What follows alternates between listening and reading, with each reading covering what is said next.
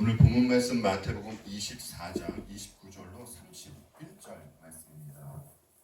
마태복음 24장 29절로 31절 말씀. 하나님의 말씀입니다. 제가 봉독하겠습니다. 그날 환난 후에 즉시 해가 어두워지며 달이 빛을 내지 아니하며 별들이 하늘에서 떨어지며 하늘의 권능들이 흔들리리라. 그때 인자의 징조가 하늘에서 보이겠고 그때 땅의 모든 족속들이 통곡하며 그들이 인자가 구름을 타고 능력과 큰 영광으로 오는 것을 보리라. 그가 큰 나팔 소리와 함께 천사들을 보내리니 그들이 그의 택하신 자들을 하늘 이 끝에서 저 끝까지 사방에서 모으리라. 아멘. 오늘 본문에서는 주님이 환난 후에 일어날 일에 대해서 말씀을 해주십니다. 우리가 예수님께서 처음 이 땅에 오신 사건에 대해서는 잘 알고 있습니다. 예수님이 누구를 통해서 나셨는지, 어느 동네, 어느 곳에서 나셨는지,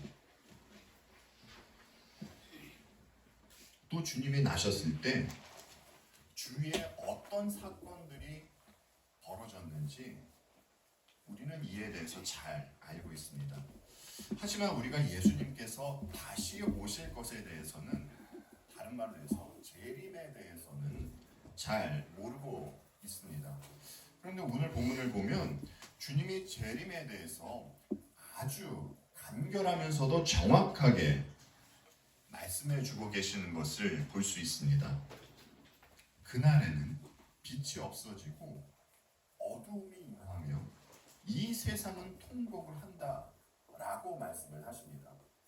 주님이 지난주 본문에서는 예루살렘이 망할 것과 말세에 일어날 일에 대해서 말씀을 해주셨는데 오늘 본문에서는 마지막 날에 일어날 일에 대해서 말씀을 하고 계십니다. 따라서 이 일 또한 반드시 일어나게 될 일이라는 것입니다. 타조는요, 위험을 감지하면 모래나 부드러운 흙 속에 머리를 이렇게 박는다고 합니다. 여러분 생각에는 왜 타조가 머리를 흙에 박는다고 생각을 하십니까? 대부분 사람들이 하는 생각은 자기 시야에 아무것도 보이지 않으면 그러면 안도감을 느끼니까, 그래서 타조는 현실을 외면하려고 그렇게 머리를 흙에 박는다라고 생각을 합니다. 그러나 그렇지 않더라고요.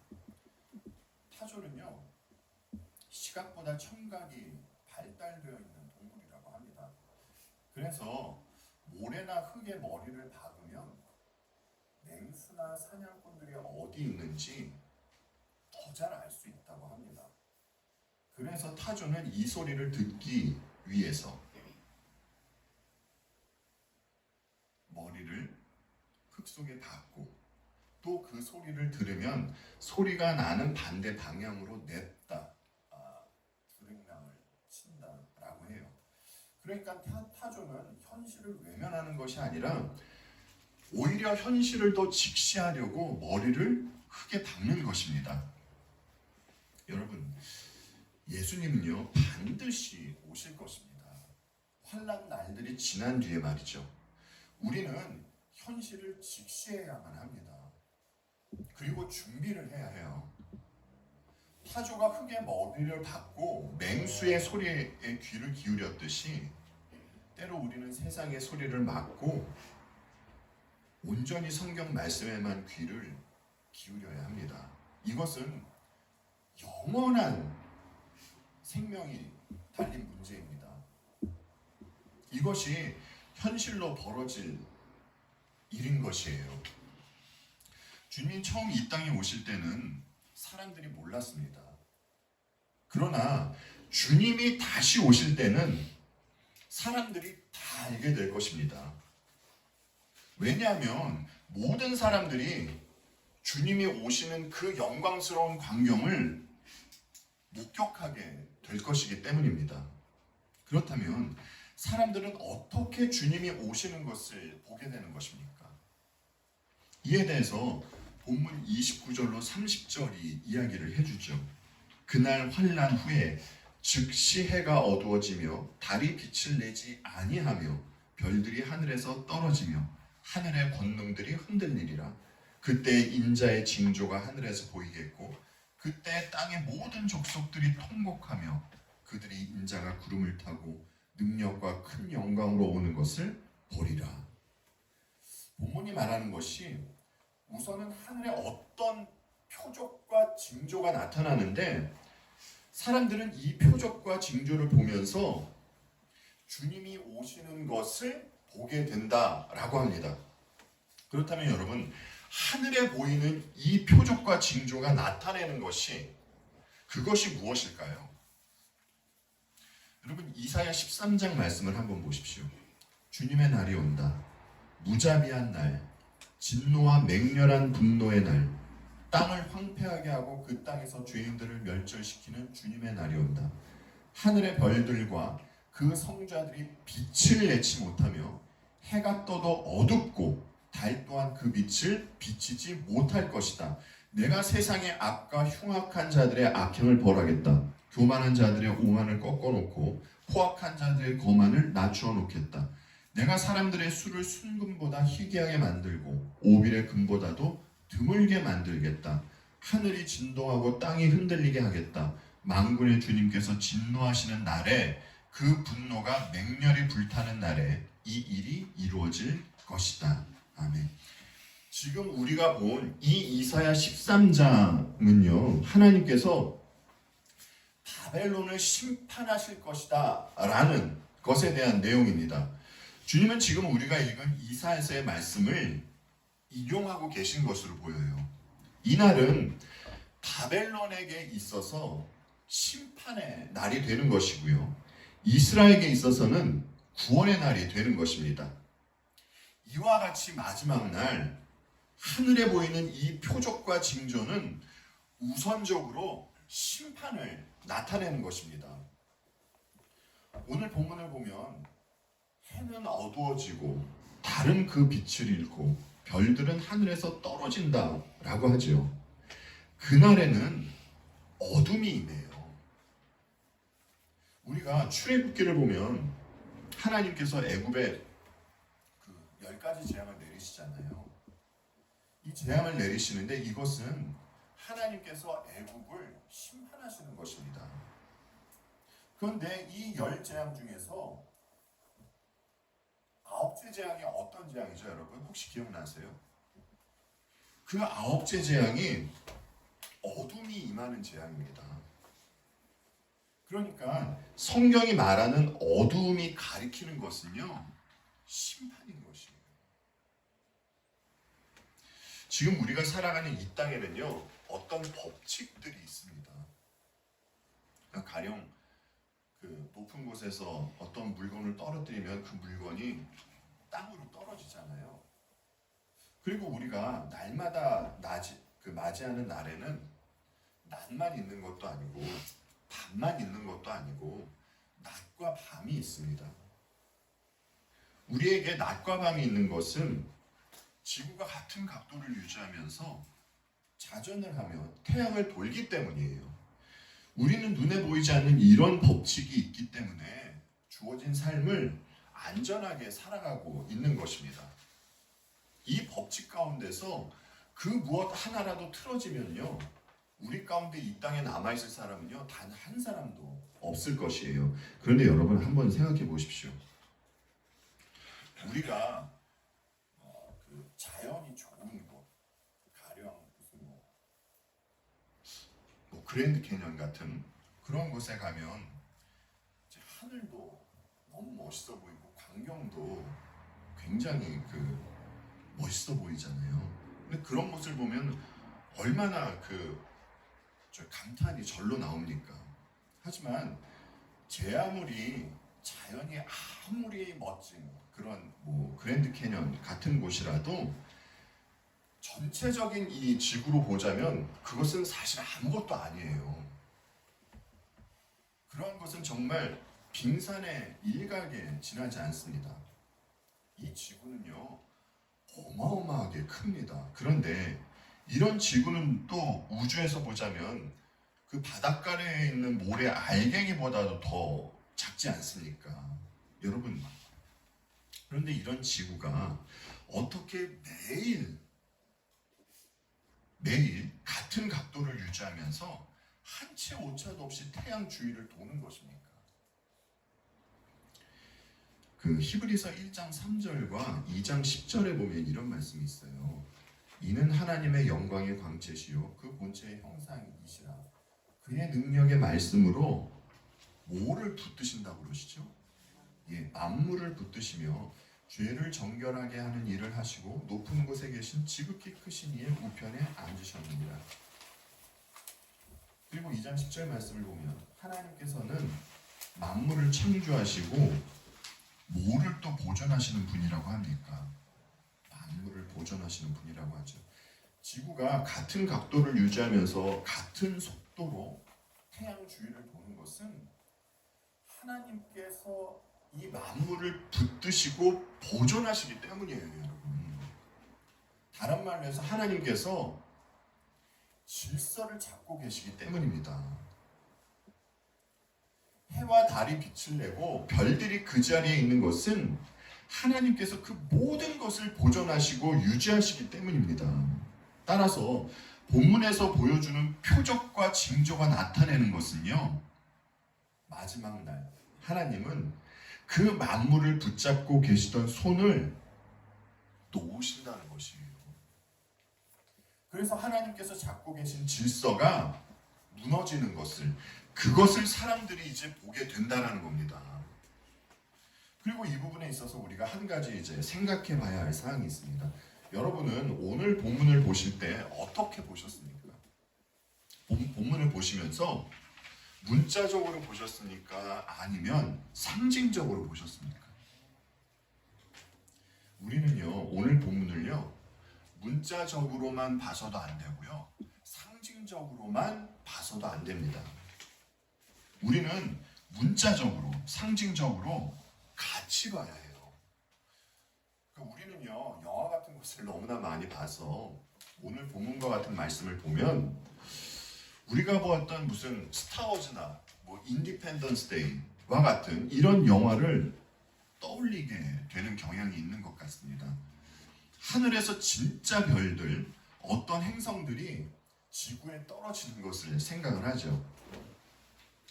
그 알티 프란스라는 그 신학자가 있어요. 알티 프란스라는 유명한 복음주의 신학자가 있는데 이 사람이 마태복음 주석을 썼습니다. 그가 쓴 그 주석을 보면 오늘 본문을 주석한 곳에 주석을 하고 그리고 마지막에 이런 말을 썼더라고요. 이 구절을 우주적 붕괴에 적용하여 문자적 의미를 부여하는 것은 부적절하다. 이것을 그리스도가, 예수님께서 실제로 하늘에 떠 있는 이 별들이 지구에 떨어진다는 의미로 말씀하신 것으로 생각하는 것은 한심한 생각이다 라고요. 이 구절을 문자적으로만 이해한다고, 누군가 이것을 보면서 문자적으로만 이해한다고, 그렇다고 한심하다고 말하는 것은 좀 지나친 것 같습니다. 우리는 주님의 오시는 마지막 날 이 지구와 우주에 어둠이 임하고 어떤 큰 변화가 일어날 것이라고 이 정도로 이해하고 있으면 좋을 것 같습니다. 그리고 주님은 하늘의 권능들이 흔들리리라 라고 말씀을 하시거든요. 세번역은 이 구절을 하늘의 세력들은 흔들릴 것이다 라고 이야기를 해요. 권능들, 세력들은요, 복수형입니다. 그렇다면 여러분, 이 말씀은 하늘의 권능들이 흔들리리라 라는 이 말씀은 어떤 의미일까요? 요한계시록 말씀입니다. 셋째 천사가 나팔을 부니 큰 별 하나가 횃불처럼 타면서 하늘에서 떨어져서 강들의 3분의 1과 샘물들 위에 덮쳤습니다. 그 별의 이름은 쑥이라고 합니다. 그래서 물의 3분의 1이 쑥이 되고 많은 사람이 그 물을 마시고 죽었습니다. 그 물이 쓴 물로 변하였기 때문입니다. 넷째 천사가 나팔을 부니 해의 3분의 1과 달의 3분의 1과 별들의 3분의 1이 타격을 입어서 그것들의 3분의 1이 어두워지고 낮의 3분의 1이 빛을 잃고 밤도 역시 그렇게 되었습니다. 그 이방 사람들을 보면요, 이방 사람들은 수없이 많은 우상들을 섬겼습니다. 이방인들이 우상으로 섬기던 것들 중에는 해달별이 있어요. 그들은 해달별을 보면서 점도 쳤습니다. 그래서 이러한 것으로 점을 치는 점성가가 있었던 것이에요. 그러니까 본문에서 말하는 이 하늘의 권능들, 하늘의 세력들은 악한 영적인 세력들을 말하는 것입니다. 우리 눈에는 보이지 않지만 이 영적인 세력들이 있다라는 것이에요. 그래서 여러분, 사도 바울이 사탄을 가리켜서 뭐라고 합니까? 공중권세 잡은 자라고 하잖아요. 이와 같이 공중권세 잡은 자가 있고요, 그를 따르는 타락한 천사들이 있는 것입니다. 권세를 잡은 자에게는 여러분 힘이 있습니다. 그러나 마지막 날 공중권세 잡은 자와 그를 따르는 이 타락한 천사들은 무력해질 것이다 라고 오늘 본문이 말해주고 있는 것이에요. 어둠이 임한다라는 것은요, 여러분, 그 전에 무엇이 있었다는 것이죠? 밝음이 있었다는 것이에요. 우리는 심판에 대한 말씀을 들으면 무엇이 떠오르죠, 여러분? 성경 가운데 심판에 대한 내용이 가장 두드러지게 나타나고 있는 게 어떤 사건이죠? 노아가 있을 것이고 또 소돔과 고모라 사건이 있을 것입니다. 여러분께서 이제 창세기를 보셔서 아시겠지만 아브라함의 조카 롯이 소돔을 선택한 이유가 있습니다. 이 롯의 눈에는 그 소돔이 너무나 아름다워 보였기 때문이에요. 다르게 표현을 하면 롯의 눈에는 그곳이 굉장히 밝은 곳으로 보였기 때문입니다. 성경은요, 이것을 이렇게 묘사해줘요. 롯이 멀리 바라보니 요단 온 들판이 소알에 이르기까지 물이 넉넉한 것이 마치 주님의 동산과도 같고 이집트 땅과도 같았다. 아직 주님께서 소돔과 고모라를 멸망시키기 전이었다. 여러분, 이곳이 얼마나 보기에 좋았으면 주님의 동산과 같다고 하겠습니까? 그런데 여러분, 이토록 아름다운 것이 어떻게 되죠? 아브라함이 심판받은 소돔과 고모라를 보면서 느끼잖아요.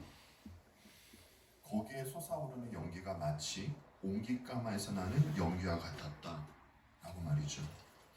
인간의 눈에 그토록 밝게 보였던 곳이 어두움으로 변하게 된 것입니다.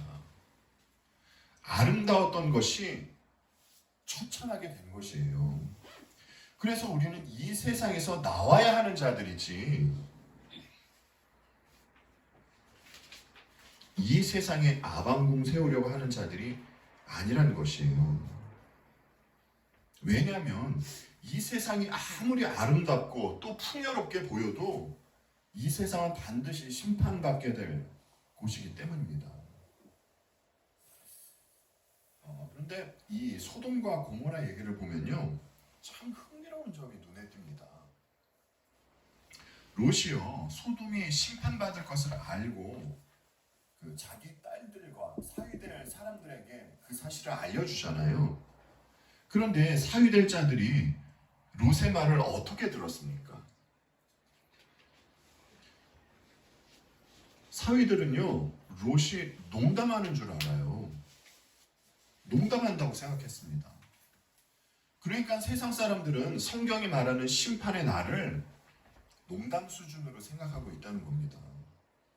실제로 그렇습니다. 여러분, 오늘 믿지 않는 주위 사람들에게 한번 말씀해 보십시오. 성경을 보니 심판에 관한 메시지가 있더라. 곳곳에 나와 있더라. 구약에도 나와 있고 신약에도 나와 있고 마지막 책인 그 계시록에도 나와 있더라. 그러니 우리는 이 날을 반드시 준비해야 한다라고 여러분 한번 말씀해 보십시오. 그러면 믿지 않는 분들 중에 여러분이 전한 그 말씀을 듣고 아 그래? 그럼 빨리 그날을 준비해야겠다 라는 분은 없을 것이에요. 왜냐하면 이 심판의 말이 농담처럼 들리기 때문입니다. 그들에게는. 여러분 롯이요 딸들하고 사위될 자들에게 심판이 있을 거라고 얘기했잖아요. 그러면 당연히 심판에 대해서 말한 롯은 당사자 롯은 이 심판에 대해서 굉장히 너무나 심각하게 생각하고 있었겠죠. 창세기 19장 말씀을 보십시오. 15절로 16절 말씀입니다. 동틀 무렵에 천사들이 롯을 재촉하여 말하였다. 서두르시오. 여기 있는 부인과 두 딸을 데리고 여기를 떠나시오. 꾸물거리고 있다가는 이 성이 벌을 받을 때에 함께 죽고 말 것이요. 그런데 보십시오 여러분. 그런데도 롯이 어떻게 했습니까? 롯이 꾸물거리자 그 두 사람은 롯과 그의 아내와 두 딸의 손을 잡아 끌어서 성 바깥으로 안전하게 대피시켰다. 주님께서 롯의 가족에게 자비를 베푸신 것이다.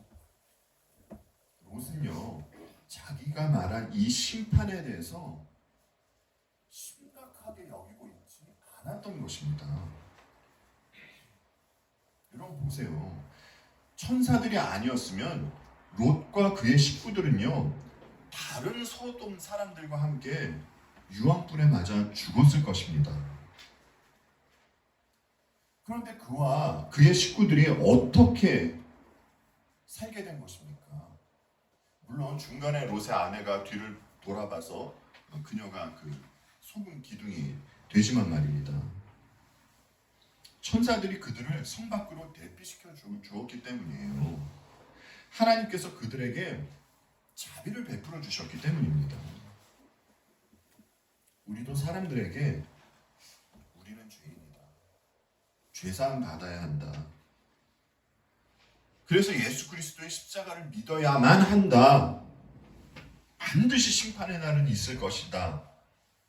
이야기합니다. 그러나 우리는 롯과 같이 우리가 말하고 있는 이 사실에 대해서 우리 자신이 심각하게 여기고 있지 않을 수도 있다는 것이에요. 여러분, 우리는 세상이라는 성 밖으로 빨리 나와야 합니다. 그럼에도 불구하고 세상이 너무나 먹음직하고 보암직하고 그래서 이곳에 마음 두고 설마 하고 있다면 훗날 큰 낭패를 보게 될 것이에요. 오늘 본문에서 보여주듯이 반드시 통곡하게 될 것입니다. 오늘 본문에서도 주님이 오실 징조가 하늘에 나타나면 땅의 모든 족속들이 통곡을 한다고 합니다. 왜 땅의 족속들이 통곡을 하는 것입니까, 여러분? 땅의 족속들이 통곡을 하는 이유는 예수님을 믿지 않았기 때문이에요. 그러면 여러분, 그들은 어떤 예수님을 보길래 통곡을 하는 것입니까? 구름을 타고 능력과 큰 영광으로 오시는 예수님을 보기 때문입니다. 여러분은 이 구절을 보시면서 한 손에 여의봉을 들고 구름을 타고 날아다니는 이 손오공을 연상하시면 안 됩니다. 예수님께서 구름을 타고 오신다는 것은 영광 가운데 오신다는 것이에요. 여러분 생각해 보십시오. 하나님이 시내산에서 모세에게 율법을 주실 때 이스라엘 백성이 성막을 봉헌할 때 이 두 사건에서 공통적으로 무엇이 있었죠? 무엇이 있었습니까, 여러분? 구름이 있었잖아요. 에스겔서 30장 그 3절을 보면 이런 말씀이 있습니다. 그날이 가깝도다. 여호와의 날이 가깝도다. 구름의 날일 것이요 여러 나라들의 때이로다. 에스겔 30장은 여호와께서 애굽을 심판하실 것이라는 내용이 담겨져 있는 장입니다. 여호와의 날은 심판의 날을 이야기하는 것이에요. 그런데 여러분, 이 심판의 날을 또 무슨 날이라고 하죠? 지금 우리가 본 에스겔에서 무엇이라고 이야기를 합니까? 구름의 날이라고 합니다. 따라서 오늘 본문에서 주님이 오시는 것을 보고 통곡하는 자들은 이 심판자로 오시는 예수님을 보고 통곡을 하게 되는 것이에요. 그리고 주님이 오시기 전에 먼저 보내시는 것이 있습니다. 본문 31절이 말해주죠. 큰 나팔 소리와 함께 천사들을 보내신다라고 말입니다. 여러분, 주님이 천사들을 보내시려면 그러면 그냥 천사들만 보낼 것이지, 아니 왜 나팔 소리와 함께 천사들을 보내십니까? 나팔 소리와 함께 천사들을 보내신다라는 이 말씀의 의미는 또 무엇입니까, 여러분? 여러분, 구약에서 언제 나팔을 불었죠? 하나님께서 언제 백성들에게 나팔을 불게 하셨습니까? 절기 때, 신년. 그래서 나팔절이라고 부르잖아요. 그리고 또 찬양할 때 나팔을 불었고요. 그리고 말씀하셨듯이 전쟁 때, 그리고 전쟁에서 승리했을 때 나팔을 불었습니다. 그러니까 예수님께서 나팔 소리와 함께 천사들을 보내신다라는 것은요, 전쟁을 하시고 이 전쟁에서 승리하러 오신다는 이것을 의미하는 것입니다. 그렇다면 여러분, 주님은요, 왜 이 전쟁을 벌이시는 것입니까? 요한복음 6장을 보면 우리들이 너무나 좋아하는 말씀이 있죠. 나를 보내신 분의 뜻은 내게 주신 사람을 내가 한 사람도 잃어버리지 않고 마지막 날에 모두 살리는 일이다. 또한 아들을 보고 그를 믿는 사람은 누구든지 영생을 얻게 하시는 것이 내 아버지의 뜻이다. 나는 마지막 날에 무엇이라고 합니까? 그들을 살릴 것이다. 여러분 보십시오. 주님은요, 끝까지 책임지십니다. 주님의 사람들을 말이죠. 주님이 전쟁을 하시는 이유는 주께서 택하신 자들을 모으시기 위해서예요. 천군 천사를 동원해서 말이죠. 오늘 본문에서 주님이 말씀해 주셨듯이 이 날이 누구에게는 가슴을 치며 통곡을 하게 되는 날일 것입니다. 믿지 않는 이들에게 있어서 이 날은요, 너무나 비참한 날이 될 것이에요. 왜냐하면 이날서부터는 더 이상의 기회가 주어지지 않기 때문입니다. 그러나 여러분, 그리스도인에게 있어서 이 날은 어떤 날입니까? 자유의 날이요, 기쁨의 날이요, 영원한 안식을 누리게 되는 날인 것입니다. 그런데 여러분, 우리는 어떻게 이 날을 기뻐하며 맞이할 수 있는 존재가 된 것입니까? 우리가 선하고 착하고 잘나서요? 아니면 남들보다 성경도 많이 보고 또 기도도 많이 해서요? 아닙니다. 예수 그리스도께서 우리를 위하여 십자가를 지시고 부활한 사실을, 이 사실을 믿을 수 있도록 우리에게 성령 하나님을 보내주셨기 때문입니다. 그래서 우리는 이 날을 두려워하지 않고 기쁨으로 맞이할 수 있는 것이에요. 베드로후서 3장 4절을 보면요, 주께서 다시 오신다는 사실을 믿지 않고 오히려 이 사실을 믿는 자들을 비웃는 자들이 나타납니다. 그들이 그리스도인들을 비웃어요. 그런데 그리스도인들은 그들을 오히려 불쌍히 여깁니다. 왜죠? 왜 그렇죠, 여러분? 여러분들도 불신자들을 보면서 예수님을 모르고 예수님을 믿지 않는 분들을 보면서 그들을 불쌍히 여기시잖아요. 왜 그렇죠?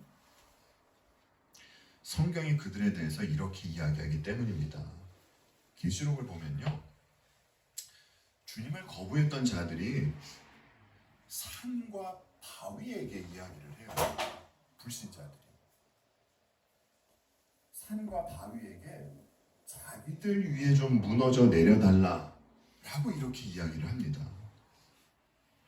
자신들에게 산과 바위가 무너져 내리는 고통이 주님의 진노 앞에 서는 것보다 낫다라는 것이에요.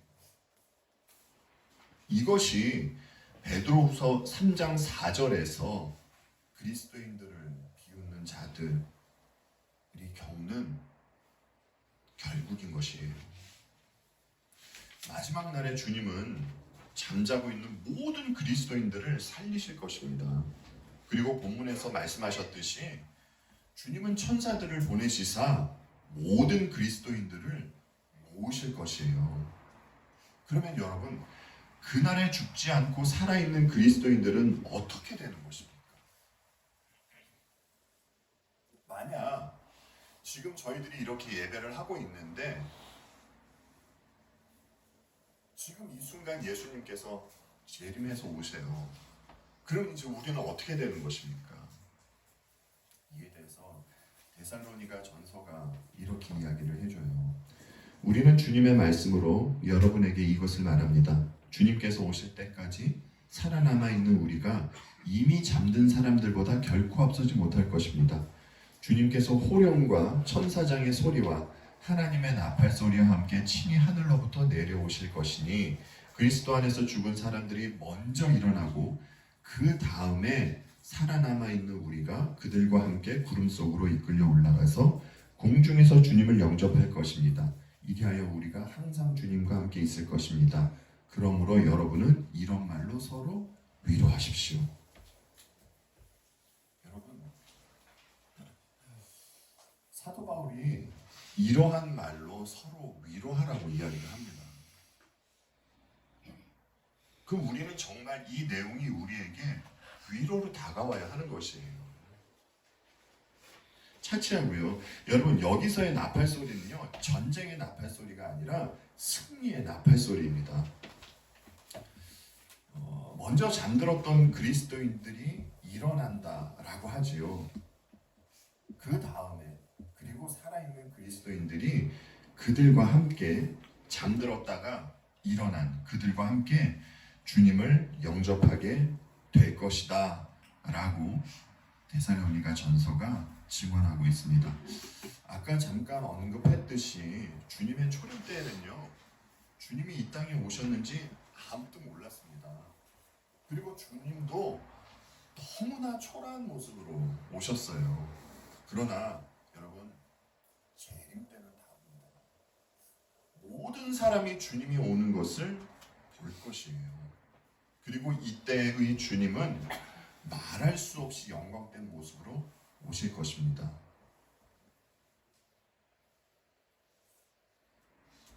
이런 주님이 오셔서 저와 여러분을 안아주시고 우리가 이 땅을 살아가며 느꼈던 모든 아픔과 그리고 눈물 모두 닦아 주실 것입니다. 우리에게 주어진 하루하루 너무나 소중한 날들입니다. 너무나 귀한 날들이에요. 이 소중한 날들로 주님이 다시 오실 그 날을 준비하며 그렇게 복된 하루를, 복된 삶을 살아가는